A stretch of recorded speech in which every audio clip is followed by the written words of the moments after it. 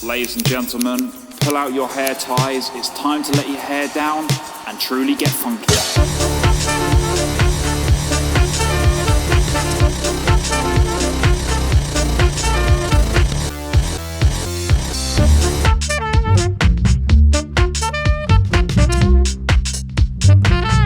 Welcome to All That's Hair, a podcast that will explore the business of beauty from the origins of the art of hairdressing to how hair salons have evolved to meet the changing ideal of beauty. We'll talk about the challenges hairdressers and salon owners alike face in the 21st century with historical context and a vision for a beauty industry that's a little bit better. I'm joined today once more by father and son duo, practically born of beauty, Leonardo and Marco Redavid. Hello, guys. Hi, Ken. How are you? Nice Good. to see you, my brother. Nice to see you.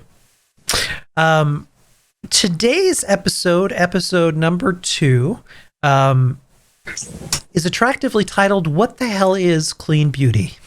And I figured just to start this episode off, I wanted to talk a little bit about makeup, because that very much plays into what we're going to talk about as far as ingredients and what's clean and not clean. So up until 2016, the NPD group reported year-over-year double-digit sales gains in the mid-teens with in makeup, with brows and lips growing at an even faster rate of 37% and 21% respectively. In 2016, color cosmetics grew 38.4%, and then in 2017, something happened. It only grew 8.4%. So what the hell happened to makeup? The COVID-19 shutdown, staying at home, didn't help. So makeup sales were down another 22%. It was a free fall. 17% of women surveyed stopped wearing makeup completely, and shifted their purchasing habits into skincare. Smaller boutique makeup brands that have less chemicals and are more skincare based are on the rise. Skincare now makes up 40% of the revenue in the entire beauty industry and is growing at 13% year over year. When you talk about chemicals and what's in things, pervasively, while, in the last episode, we talked a little bit about how in the 19th century, hair care had a lot of stuff in it. The industry was not regulated, so a lot of these wacky hair tonics that you buy out of the Sears Roebuck catalog could have had practically anything in it. They didn't even have ingredient labels on the back of them up until the 2000s or so. Yeah. Yeah, it was literally just trust me. Yeah, exactly. And while hair care started getting regulated in the mid part of the last century, makeup historically is a super gray area, because it out of anything that makes the most contact with our skin, in our pores, layered on a daily basis, makeup pervasively was one of the worst categories in terms of ingredients that led to allergic reactions, carcinogen exposure, and body burden, which we'll talk a little bit about. But talking about makeup, I feel like it's important to start there because of the real shift that we've seen, with people really being more aware of what they're putting on their faces, what they're putting in their hair, what we're putting in our bodies in a way that we really hadn't been before. Yeah, it's definitely been a huge shift, for one of the biggest things that we notice when we're out there is the first thing people ask, is it clean? What ingredients are in there? Are you vegan? Are you naturally derived? Are you cruelty free? Those are questions that people didn't really care about too much 20 years ago, 15 years ago, Now they want to know is, sulfate free, paraben free. People are really taking care of their skin, their hair, and their health a lot more. And there's just so much more information about, what they're buying too. So that's, makes them, decide where they're going to go for their product as well. So, yeah, the other thing too, influencers. And really, we're coming up in an era of the TikTok generation, and the beauty ideal has changed a lot. In the last episode, Leo, we were talking a lot about the 80s. The 80s was all about big hair and a crap load of makeup. Blue eyeliner. Yeah, blue eyeliner, foundations, heavy lipsticks, and even going into it was the era of the supermodel. The 90s into the 2000s, the supermodel look with the flattened hair layered on and super shiny, and the heavy makeup. And there's a trend now to what's they're calling skinimalism. The minimalization in terms of a look, where it's more about having less makeup and really embracing your own beauty, or using makeup that's complementary. So a shift more towards nude palettes that mirror more skin tones and things that tend to be a little more wild. But overall, the trend is really people wanting less chemicals and products in pretty much everything. Yeah, which is a good thing. The less chemicals we can put in our body and put on our body as well, I feel the better, for sure. Simplicity. I think that everybody's going back to the basics, what they really need, for their skin type or makeup type or hair type. They're really going a place where they only need what they need, instead of, I felt that they've been sold all this kind of other extras before. Yeah, the one of the articles that I think I linked to you guys a few months ago was talking about this trend as if it was something new. The skinification of hair care, where we're starting to address conditions of the hair beyond just that top layer of the cuticle, but treating the scalp, multiple dimensions of hair down into deeper layers than we did before. And I mean, not to toot your own horn, Leo, but you've been on this kick now for quite a while. In terms of so when you guys approached the chemist and said, I want to make Redavid Salon products, I remember you guys telling me this story about it starting with skincare, and the reason that you guys started there as opposed to taking a look at what other kind of hair companies were doing. So that was all the way back in 1986. So that my dad's very first product line. He was working for a company that pissed him off, and he said, "That's it. I'm going to go make a better product than you have." Little did he know it would take 37 years to get back on the same playing field. Jesus, that's a long time. But he had a chemist friend of his, Richard. He was a client, and Richard has a skincare clinic with a lab attached to it in Vancouver. So he makes his own products, and you can go in and get a facial, and they'll custom make a skin program for you and give you the right products for your skin type. Really high-end stuff. It takes a couple months to get an appointment. Beautiful place, and small lab. Yeah, making small batch stuff. He also formulates for other big name companies and stuff like that as well. But my dad said, Richard, I want to make a haircut product. I'm tired of looking at my station and seeing 15 different brands here. Let's make something different, and Richard said, Leo, I don't have any hair care product ingredients. And my dad says, why don't we try it with skincare? So since the beginning, since inception, there's been multiple iterations of Redavid over the years. We've had retail lines, we've had, professional lines. My dad's had aromatherapy lines back in the 90s before aromatherapy was huge. And, he's kind of, I remember, what was it, calming chamomile shampoo or something? And, Which one was the one that you actually put in your mouth, Leo? Oh, yeah, that was his remember. He used to eat his gel. He used to be like, if you can put it in your body, it's fine on your hair. That was his sales pitch. And he would spray his volumizer in his mouth. And he's like, oh, it just tastes like protein. You would never see Ron Popeil put his own head into the rotisserie oven, Leo. But you know what? You did what you needed to do to move it. Yeah. When I talked to Richard, I like drama. I like, a little bit of showmanship. And I remember when I talked to him, I said, I want to be able to, spray it in my mouth. I want to be able to eat it. How is it safe? Yeah. And he goes, oh yeah, it's safe. It's only got some protein in it and water and a little bit of preservative, but that's probably why it looks so young, right? Preserving from the inside out. So we always stick to like the best ingredients you can buy.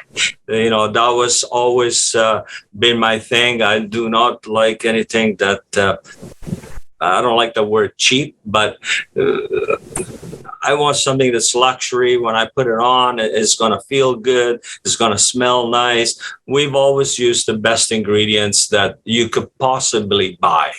And it's been with me forever. And, this Redavid new line, it's got the best. And generally speaking, skincare is much more gentle than hair care ingredients in an overall look. And that's something that we went for with the skincare ingredients. They're meant to be absorbed, so they're lighter weight in the hair. They absorb in, repair from the inside out. So that philosophy is still with us today. When my dad was creating this line, never supposed to be where we are right now. It was just supposed to be in his salon. It was in a plain white bottle with a Boston round with a label on it. So lots of those. Yeah, and it was just, his own products that Richard was selling them, small batches, and he could cut out the distributor and sell his own formulas that were plant-based, naturally derived, paraben and sulfate-free, cruelty-free, just a good quality hair care product where everything in the line performed. And that was the philosophy behind Redavid when it started. And then,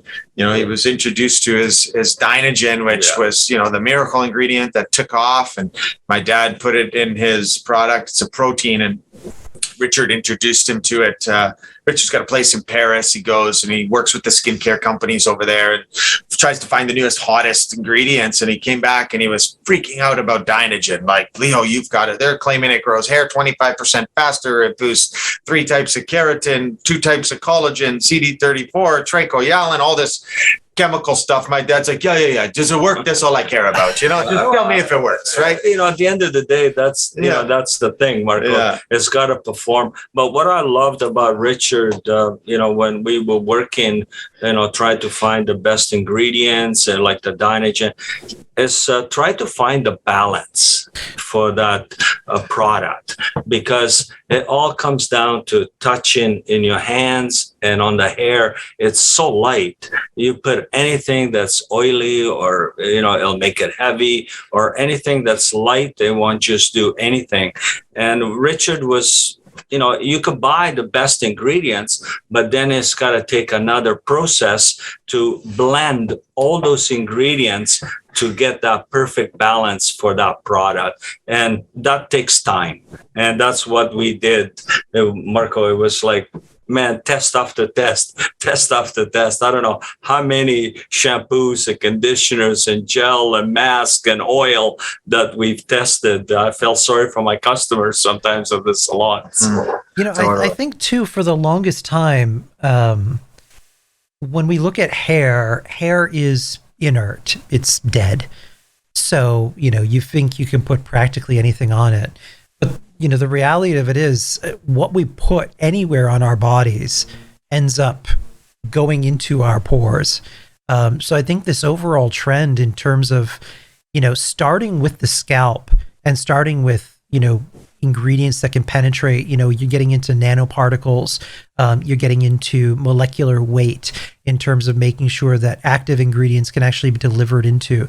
We're seeing so much more science now really addressing and looking at the overall scalp and hair, all of that as an ecosystem and treating it as such, where you're worried about pH balancing, making sure that you're using ingredients that aren't going to create situations that you need to fix. And I remember there was a hair care line that I'd worked for that doesn't exist anymore, but when they were going through the process of, and I know this is going to freak Marco out because we've talked about it before, private label is a wild animal in that I guarantee you that salon owners, stylists do not know that so much of this industry is about replication, where an owner of a brand will go pick up a popular product, bring it to their chemist, and say, let's reverse engineer this and then maybe make it just a little bit different. Or someone will go to a lab with a lot of money and say, they'll pick from a stock formula that the lab makes for another larger manufacturer, change a few things to it so it's just different enough, and it's replication without any original thought or creation at all, which is why you end up with so many products that are just kind of the same. It's a little wild in terms of that. And so no one takes time to really stop and think about, well, what are we doing here? What are these ingredients really about? Much less, what are they actually doing to their hair? There's so much of that in the market. I call them stick-ons. They put a little sticker on the same bottle. They put a different label on it. Yeah. There's a lot of private label product. With us, we started from scratch. So I want to touch on that because, it's even within companies, they'll have multiple different products that are exactly the same. And one example of this is toothpaste. So the next time you're at your grocery store, I challenge you to go, and I noticed it on Sensodyne. So I've got sensitive teeth and my dentist recommended Sensodyne. So I went to the store and Sensodyne's got a cavity protection. They've got a whitening. They've got a tartar control. They've got a gum sensitive. They've got 15 different Sensodyne toothpastes that you can choose from. And I was like, okay, what are the difference of these toothpastes? So I grabbed a couple and I looked at the back and I matched up the ingredients, and the ingredients were in the exact same order, the exact same ingredients on two different products. So I was like, okay, then, and if you guys, some of you may not know, but ingredients are listed on the back of the products in the order that they're in that product. So, water, number one, and then the percentage of each ingredient goes all the way down to the end. So, and they have to be in the order that they're in the product. And I was like, okay, well, maybe this just an anomaly. Let's check another brand, and exactly the same. Every single toothpaste had the exact same ingredients in it and the exact same order in that product. They just changed the box and labeled it for something different. And I was just like, that was my first experience at kind of, holy cow, these people they're basically just lying to their customers. They're literally just making things up and lying and putting a box on it and saying it's different when it's exactly the same. They just changed the package, and I couldn't believe it. But that happens in the hair industry too. It really does. People have the same products that just slap a different label on it and sell it as their own. And it's kind of a sneaky feeling. It gives me that just dirty. It's an awful feeling, an awful practice, but that's I call it Big Shampoo, like Big Pharma. That's what it does in our industry, and it's pretty sneaky stuff. Talking about so it's the massive multinational corporations here that kind of dominate the industry. When Procter and Gamble, when I started out in the industry, the Wella distributor, P&G bought out Wella and then Sebastian. And I think that's when there was a real shift. The early 2000s, a lot of these large independently owned hair care companies really getting scooped up. It was like a grab for the most portion of the industry. I think because Madison Avenue, Wall Street power brokers, they figured, wow, this professional beauty industry is kind of a cash cow. Let's get in on that. So you have people who operate out of a boardroom who have no experience behind the chair, much less experience with hair, period, just kind of formulating based on proliferation and replication as opposed to, some original thought. P&G offloaded 41 of those professional brands that they'd scooped up to Coty last year for $12 billion. Crazy. What I think the stat there's 7 companies that own 90% of the professional beauty industry products that are available. And that's when I last tracked it. I think that's probably, I'm sure that's gone up by now. Yeah. It's just, it's a mess. Yeah, it's pretty crazy. It's and you know, the average consumer doesn't know this, right? They think they're buying a brand, and you know, they'll tie it to a celebrity hairdresser, and they'll come out with it, and it'll make it seem like that hairdresser created this product line and that it's theirs. And then when you look at the parent company, it's, you know, one of the big seven, and they've just thrown some money at it, and they're attaching it, trying to make it seem like this is, you know, created by a hairdresser in the industry, when, you know, their name's just on it. It kind of, you know, I'm glad we're talking about this, because it's something that eats me inside a little bit in our industry. And I'm glad that we're kind of, you know, blowing the lid off it a little bit, and the sneaky deceptive practices that these companies use to try to sell their products and really fool the consumer and the hairdresser alike. It's frustrating to me. It's very intentional deception where, you know, going back to toothpastes, they're assuming that you're not going to turn around the package and come to a realization that it's the same ingredient deck. And, totally. You know, the same is true if you pick up a few different hair care lines, considering how much replication there is out there. Yeah. You know, it's not too unusual for you to find amongst multiple well-known brands the same ingredient deck at 100%. A very different price point. More often than not, the price point not matching up with the quality of the ingredients that are put in there, where you know, they're hoping that you buy it for the packaging without really thinking about what's in the bottle.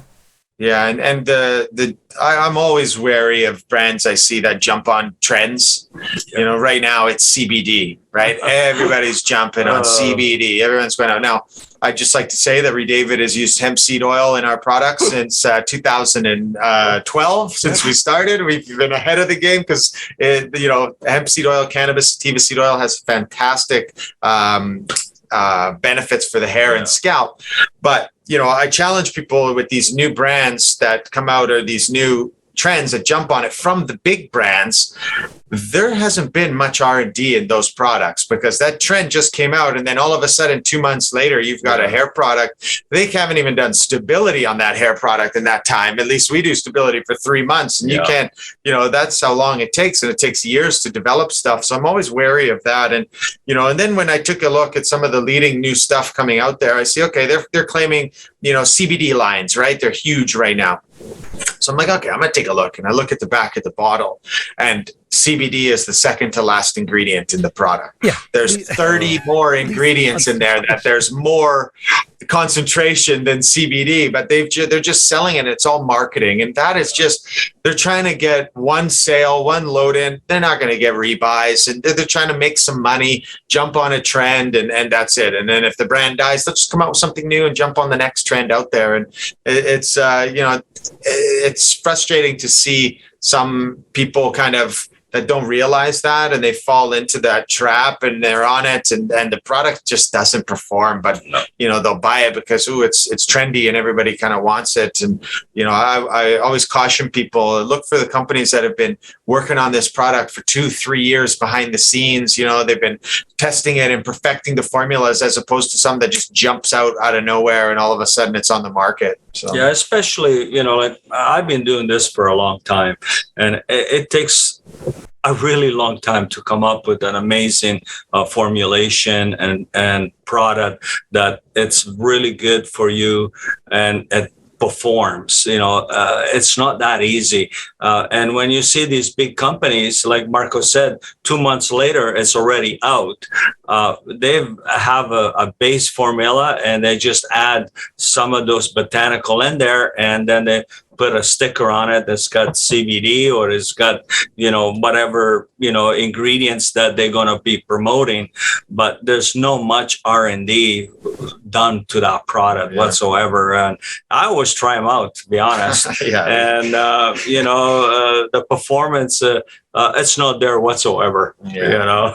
Or you know what it is, Leo? The ingredients in there are geared to have temporary benefits to the hair. So we're talking about heavy silicones, ingredients that will feel like it gives hair slip or manageability.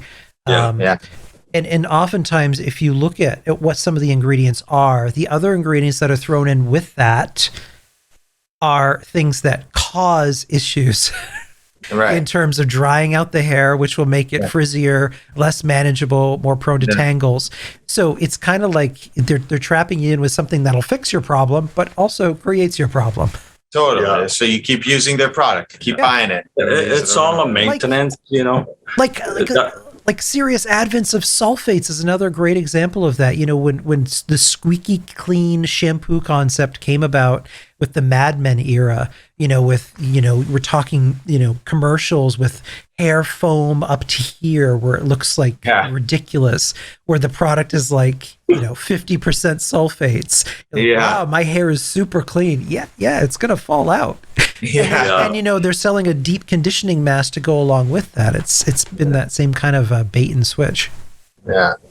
It's all about trying to get the customer to understand, educate the customer. A lot of the customer is not educated, on that product. And we would love to give them a little bit of education, what do these ingredients do and why they do it and why they're good for you and why you can use these ingredients for a long period of time without being harmful to that hair, or yourself. Yeah, the education component, I think, is a big one. I think every stylist really should, in a way that estheticians do. Having worked on that side of the business for a while, there's a disconnect when, and I know from having to sell to them, when an esthetician makes a buying decision, they don't make it quickly. They don't just, slap.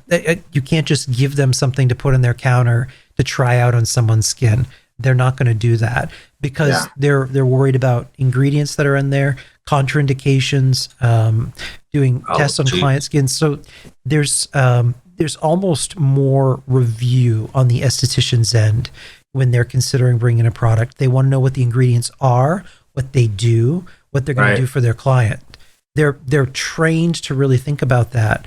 And if anything, for any stylist listening to this, any salon owner thinking about bringing in a line, do not get sold on glitzy packaging and flashy promises and an ingredient that was sourced in the Amazon rainforest. That's the first sign. It is. Question what is in the product. Look at the ingredients and really educate yourself on what the ingredients are in these products so you can educate your consumers to make them more aware in terms of what they're buying.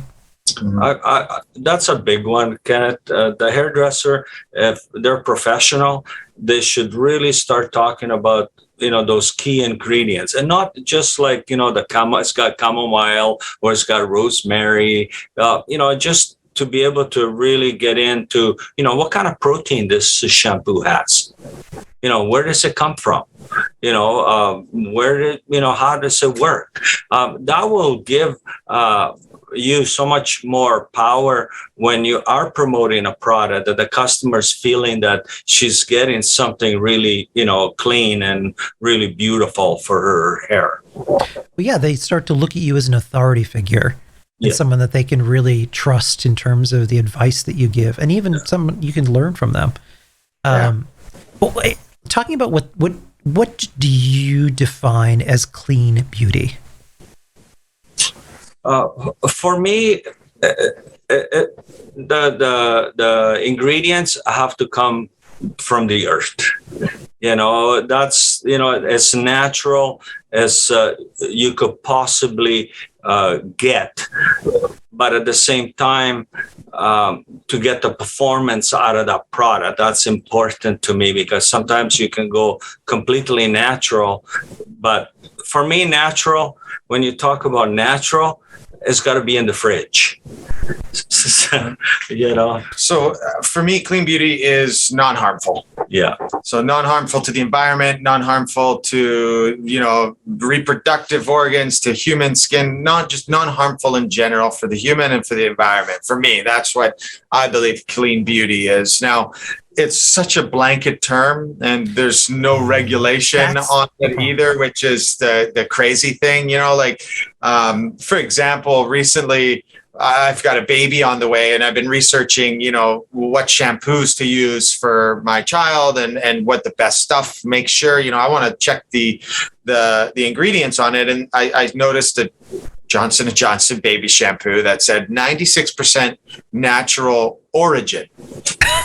But there was an asterisk, and the asterisks are the most important piece of the puzzle when it comes to determining what's going on. So I went to their website, and they have what they defined as natural origin. So there's no, governing body that says natural origin means that it has to come this much from the earth or this much from nature.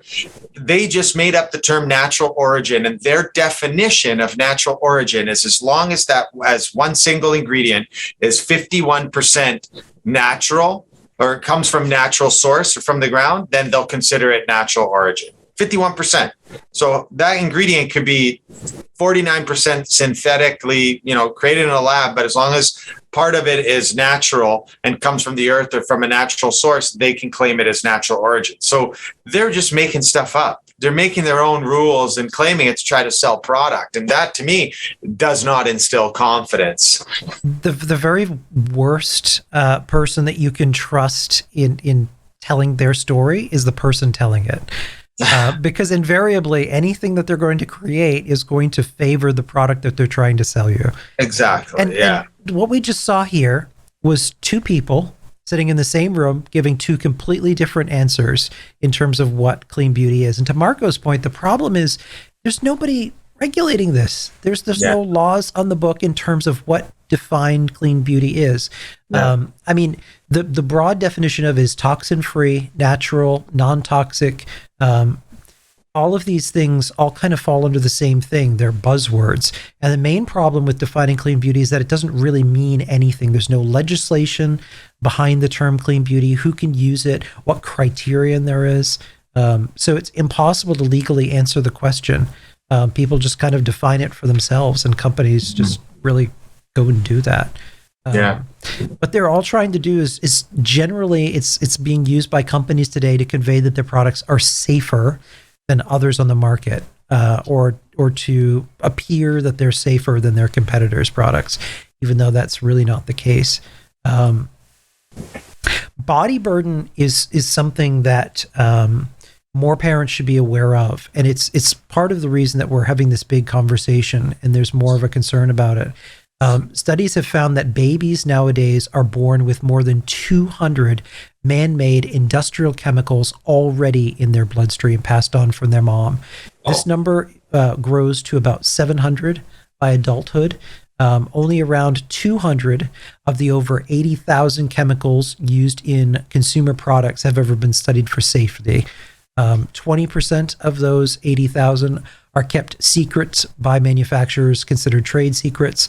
So we don't really know what the effects of these chemicals are on our health, or even know what chemicals are being exposed in some cases. The worst example of this are synthetic fragrances, which, because it is a broad term, sometimes manufacturers will put in individual components into that, broadly grouping it into that. So you don't really know the complete ingredient deck that is in those products. Yeah. I mean, a lot of synthetic fragrances contain formaldehyde still, and people don't know that, and they're getting exposures to it now.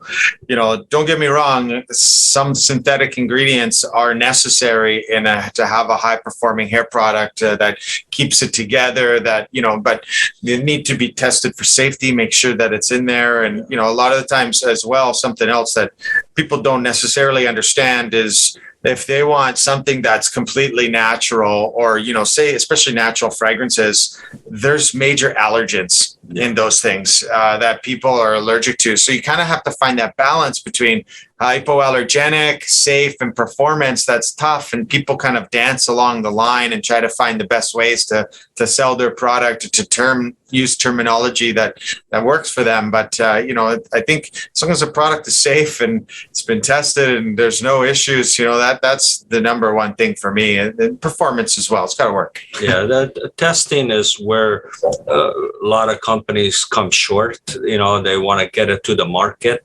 and they're they're fast to the marketplace. Like Marco and I, we've been working on the blonde dual therapy. That was like almost 3.5 years in the making. Yeah. That's a long time to work on a product that goes on the hair. And fragrances, they give you headaches. Some fragrances, that's the first thing they do, especially when you're going into the natural part of the fragrance. That's what I found when I was working. So you got to find the right one that, doesn't give you headaches. Yeah. They really give you a major headaches. I don't know if you ever walked through, the fragrance department and you walk through it. By the time you end up to the other side, you got a headache. Let's talk about some horror stories. Oh boy. In December of 2015, Wen had a backlash on social media of consumers saying the product was causing the hair to fall out, leading to a lawsuit. They haven't determined yet what the ingredient was that caused it, but the first 4 ingredients, when it was revealed in the cleansing conditioners, were in this order: water, glycerin, cetyl alcohol, and cetyl alcohol. Since alcohol can be drying, it's still widely used in hair care products. But another ingredient that they think it could be linked to is hydroxycitronella, which is banned in the EU because it's known to be a human immune system toxin. Another example is Manat in 2018. In 2014, previously hair loss was likely caused by the body. They tried to claim that their product was so marvelous that if you started to have hair loss, it's because your body was acclimating to it. So you had to get rid of your old hair to have your new, even healthier hair come out. Wow. Which is the worst. That is the most awful claim that's ever been made. It was actually a Florida attorney general who slapped down on them. So after the 2018 lawsuits were consolidated into one, they ended their legal battle by agreeing not to mislead customers in the future, required to clearly warn customers that they'll be charged things like membership fees in the future because it was very multi-level marketing. Agreeing between Manat and the Florida Attorney General specified that the company is not allowed to make false claims that our products are scientifically proven or backed by science in any way, because they weren't. Company is not allowed to misrepresent its products by saying that they don't contain things like polyethylene glycol, sulfates, petrochemicals, harmful colors, or harmful fragrances, and it cannot label its products as vegan or gluten-free. The list also demanded in the agreement that the company is not allowed to use stock images as before and after examples, signaling that the company could have been doing that in the past. Required to stop justifying its customers' hair loss by telling that their body is detoxing to acclimate to the product. My goodness. Now, that is craziness, but can you imagine if our industry was regulated and had to comply with what that attorney general slapped them with? No kidding. Where we had to agree on all of these points, and half the products would be off the shelf until they reformulated and changed their packaging and changed everything out there. It's kind of sad. It's pretty crazy. False claims are huge, or making claims that are manipulated, like that's a big one that I see. So, companies come out and they, they'll say 4 times stronger or 1.5 times shinier, or, 80% of people noticed an increase in body and fullness. And then if you look at that little asterisk down in the corner, it says when using shampoo, conditioner, oil versus unconditioning shampoo. It's like, well, no kidding that the results are going to be that much better because you're using it a clarifying shampoo versus a 3-product treatment that's moisturizing. So it's just that type of deceptive marketing. It makes me sad to be in this industry that it's happening. And I just, like, for us, I can't stand it. We don't do anything like that in our company. And it's a big piece for me because sure, it'd be great to make those claims and get it done, but it's not there's no integrity in it. There's no honesty in it. You're comparing apples to oranges. Like, obviously your product is going to feel, your hair is going to feel softer when you're using 3 products versus a clarifying shampoo. And, those are the claims that companies make when they're promoting their products. And if you watch a commercial, and it's even worse in retail products. I mean, it's 10 times worse, but it's starting to creep its way into professional beauty, because these professional beauty brands have been purchased by massive corporations who are all retail. So, but if you watch a commercial, pause it when there's that big disclaimer down at the bottom. If you're watching, a Pantene or a Tresemme commercial online, and just read what that disclaimer says. And it'll say something along the lines of what I just said, versus untreated hair, treated versus untreated. Well, why are you even comparing treated versus untreated? Obviously, it's going to feel better. So that's the type of stuff that just grinds my gears. And I can't stand that deceptive marketing and that type of, ways to sell your product in the industry. Just do better. It's really sad, because Marco and I and all of us, we work really hard to bring you a really honest product that when you're using it and when you put it on your hair, it's going to do everything that we tell you it's going to do, without any lies or without any, fancy advertising, that it really, it's got nothing to do with that product. Yeah, it's that comes from a fundamental belief at a very high level that the people buying your products are stupid. Yeah. And the moment you start thinking like that, the moment you start disrespecting the people buying it, is the very moment that you lose touch with your audience. I had another story that I want to tell at the end here once we get to that point, but it just occurred to me that there's something else that you guys need to hear. But more recently, we're still seeing these kind of horror stories that we talked about. Unilever, more recently, in April of 2021, there's a class action lawsuit out on Tresemme shampoo and conditioner, also linked to hair loss. And that stems from DM hydantoin. It's been dealing with side effects from scalp irritation, hair loss, and lesions. This stuff is still going on, where ingredients that are known to cause issues are still being in products. And the reason starts at a very high level here in the United States. So the UK has banned over 1,000 toxic compounds from cosmetics. The US FDA has only banned, how many do you think? A dozen.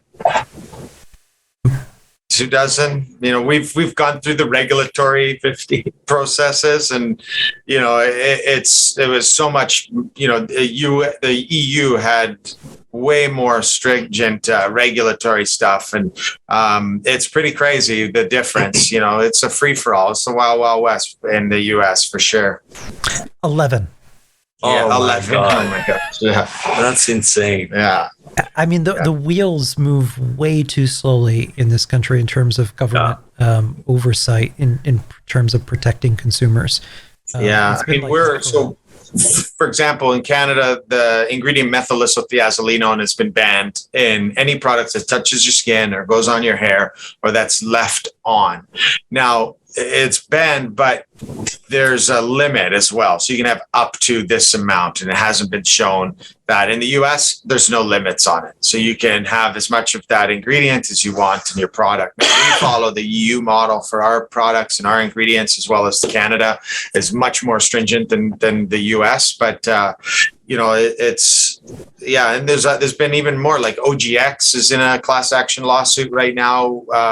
OGX brands for all their shampoos and conditioners that can be purchased at Walmarts. Now, you do see these types of class action lawsuits more in the cheaper products, the retail products that are out there, because these ingredients are extremely cheap, and they give you an illusion of clean, like the bubbles you were saying, Ken, and sulfates, they get on there. And it's definitely a problem in our industry for sure. I have a hard time when, Kenneth, you go buy a latte, it'll cost you $4.50 or $3.95, and you go buy a shampoo that costs you $1.99 or $2.99.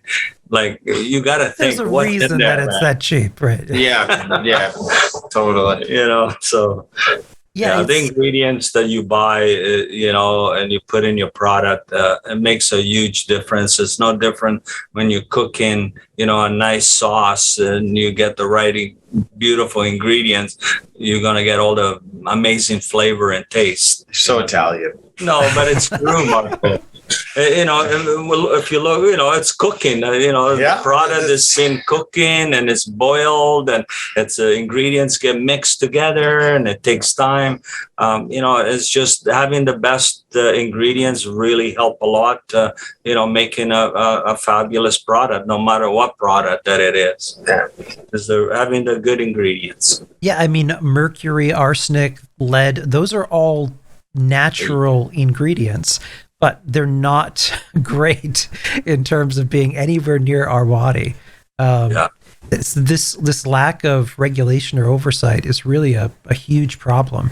Do you guys remember when there was the greenwashing movement in like the 2010s, when everyone was using the word natural all over everything before organic was being used? People were putting it into the name of their product just to make it, people think it's natural, they would just have it in there. Yeah.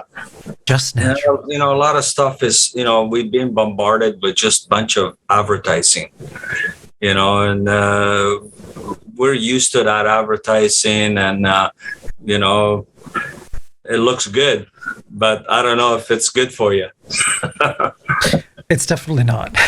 What, Marco, what do you think needs to happen for things to change? Or do you think this will just keep going on? Well, I mean, if they start cracking down like the EU does on chemicals, I think that would make a change as well. I think just also consumer education. Yeah. Educating the customer, and it has like websites like EWG, for example, has been great, where people can scan the back of a bottle and it'll tell you the, toxicity or possible toxicity or any of the studies. Now, more studies need to be done. Like you said, only 200 of 8,000 chemicals or 80,000 chemicals have actually been classified, but stuff like that will help the consumer to understand what exactly is in the bottle, because sometimes you can look at the back of a bottle and it's a word you can't even pronounce, but that's a natural ingredient. It's the inky name for it, and people think, oh, that can't be it. They're looking for words that they understand, but a lot of the times some of those ingredient names are, sound like they're bad, but they're not, and it's just education, really. And it's that's what it takes. I think, if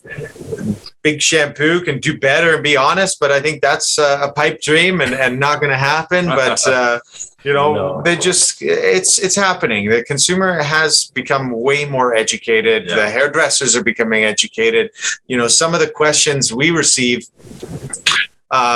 are questions that we never got 10 years ago or 7 years ago. And it's like, okay, so how come you have this ingredient in your product? And they'll pick out a particular ingredient and we'll say, oh, that's a stabilizer. It keeps the product together. And I love getting questions like that. I absolutely love it, because it shows that they're interested in what's in there. And, we have our product knowledge decks that list out every single ingredient that we have, what they're in there for, what it does. And it's an important piece of the puzzle. And also, having science-backed ingredients. So for us, like, our protein has been scientifically proven. It's not just fluff. It's not, we're not making these claims without the evidence. We have a book of case studies about this thick of the testing that was done in our proteins and stuff like that. And, the other thing too, that I want to touch on is a lot of companies put a sprinkle of an ingredient in there to say that it's in the product. And something I challenge people to do is take a look at the back of the bottle where fragrance is on the list. So most companies use less than 1% fragrance in their product. So anything below fragrance, there's going to be, on average, less than 1% of the full makeup of that product. Trace. Yeah. They're putting a little sprinkle in there to say that it's in there just to sell their product, to have more botanicals, to say, not naturally derived ingredients make up this portion just because they want it in there. It's crazy to me. And there's also a story our chemist was telling us about a very famous French skincare company that their thing is made with water from the French Alps. That's their slogan, right? French Alp. We use water from the French Alps. This person used to make products for them, and they would put a sprinkle of that water in there just to say that they could say that it was made with water from the French Alps. Those types of practices are rampant in our industry, and it's sad. It really is. And, I feel sorry for people that are trying to find, to wade through all that and to find a company that's out there that's not doing that. And, look for those boutique brands, look for those smaller companies that have been working on R&D and their products for years and testing and perfecting, and, stay away from those trend things that are out there that are just flash in the pan and they're trying to make some money. It's an important piece. Yeah, they're not around much, 1 year, and they're absolutely, they're gone. And then sometimes, especially if you're a stylist and you recommend it to that customer, a year later, that product is gone. So, you get them into something, new again. Yeah, or even when I was working at the beauty supply company, when I first started out, I absolutely loved Sebastian, but it became a running joke because it felt like Sebastian would change their packaging every year, just so that would be their new thing. Like it was every year something new. Yeah, I always, when I'm doing my product knowledge, we're a small line by design. 20 different products. We don't believe in having 100 SKUs and 25 different shampoos, because out of that 100, 25 of them get discontinued every year, 25 of them sell, 25 of them collect dust, and 25 of them get renamed from curl enhancer to curl refresher to try to boost them up. And it's just a constant cycle. And that's just, it's ridiculous. The key is to really, when we promote our product to our hairstylists, we really teach them, about ingredients and really give them some knowledge about the product, because that's really important, and more education. And the consumer is really starting to really get that education now, and it's getting faster and faster than when I first started, in 1986.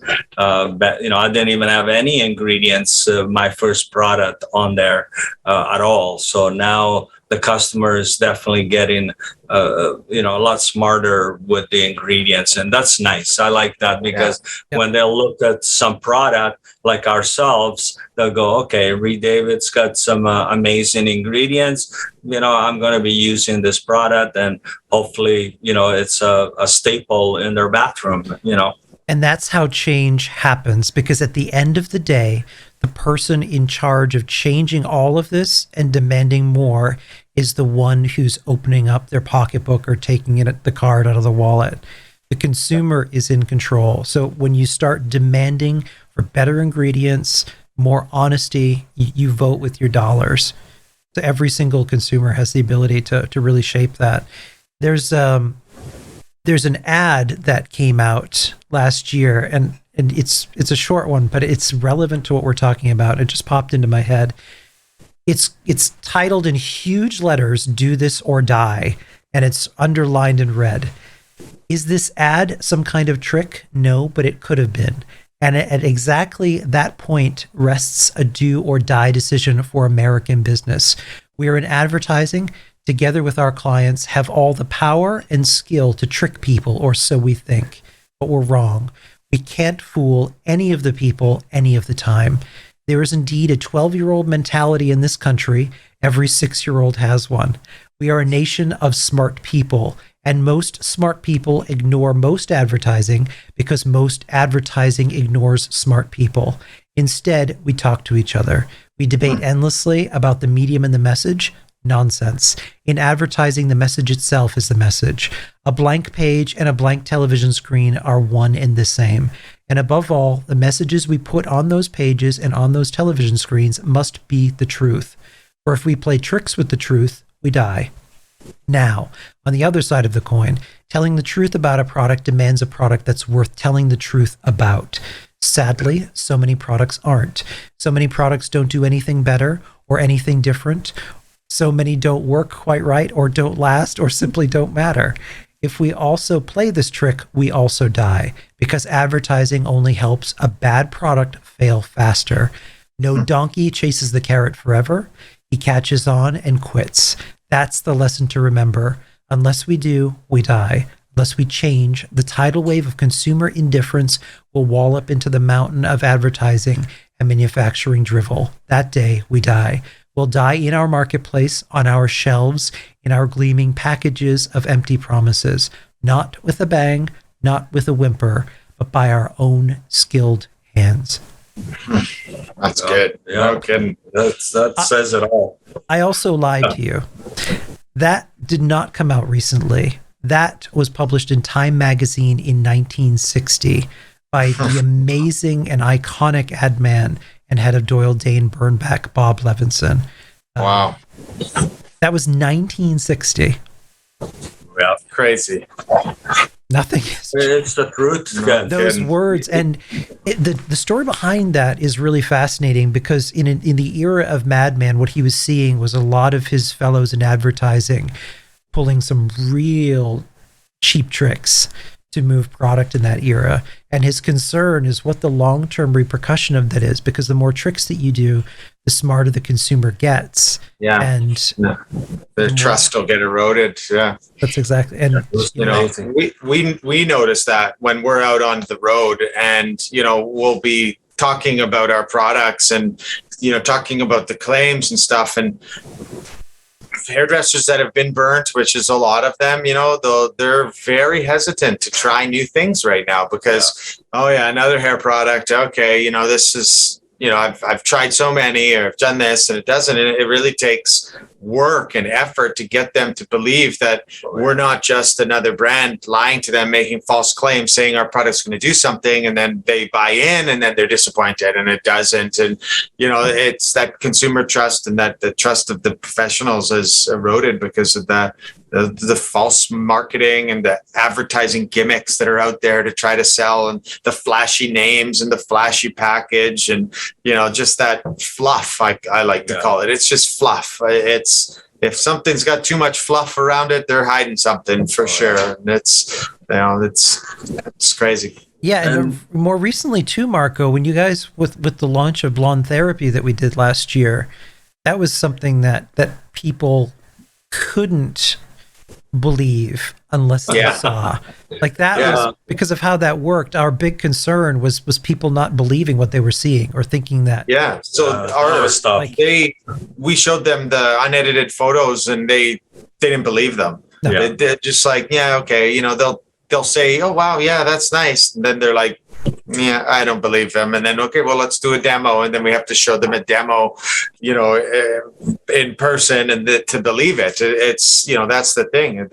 We're so used to manipulated photos. And, one of my favorites is the meme where, the client comes in and says, oh, I want my hair to look like this. And the hairdresser goes, first of all, that's a wig. That's the type of stuff that happens out there that people just don't know. And that's been photoshopped. That's lighting. That's in a different part of the salon where the lighting's better. They went outside for the final photo. That's the type of stuff that we're dealing with, trying to get the hairdresser to realize that this is true results done, not edited, not faked. We didn't tone it behind the scenes. We didn't bleach it out and then do a final product. And, that's the stuff I see, where I'll see before and afters, and I'll be like, okay, the before picture is unwashed. They backcombed it. It's frizzy. She's got no makeup on. The final photo is like a perfectly retouched. She's got full makeup. She's got wedding hair. She's got a dress on. And it's like, this is not real life. It reminds me of that episode of Seinfeld where he was dating that woman where under certain light she looked like the keeper. Totally. Like, but in other light she looked amazing. Totally. Yeah. It's not easy, like what Marco and I do, being in the beauty industry and going out there and promoting an honest product. It's really tough. It is. Yeah. Because of all that marketing and all that fluff, like Marco saying, that has been put forward to these wonderful hairdressers. And here we are trying to give them something really honest. And it takes work, but, we love it when we find customers that, they're just scared to get involved. But then once, they get involved and having that wonderful response back, it makes us feel really good that, we made a customer feel amazing, and we give them trust in a hair care product again. Yeah, it's pretty cool. Well, rounding us out, I want to tell you guys another history bite. So this week I have a story for you that's the fastest selling hair product that was ever made, and it's not Moroccan oil. Are you sure? I'm pretty sure. The fastest selling hair product ever made hit store shelves in 1883, and the story's a little bit of a weird one. If you happen to take in one of P.T. Barnum's circus sideshows in the late 1800s, chances are your eyes would pop open at the handbill for the 7 ladies with 49 feet of hair. Born on a turkey farm near Niagara Falls in upstate New York, the 7 Sunderland sisters, Sarah, Victoria, Isabella, Grace, Naomi, Dora, and Mary, were the most popular sideshow attraction of the era. While their performance would be a musical number, what really turned the crowds out was their ridiculous amount of hair.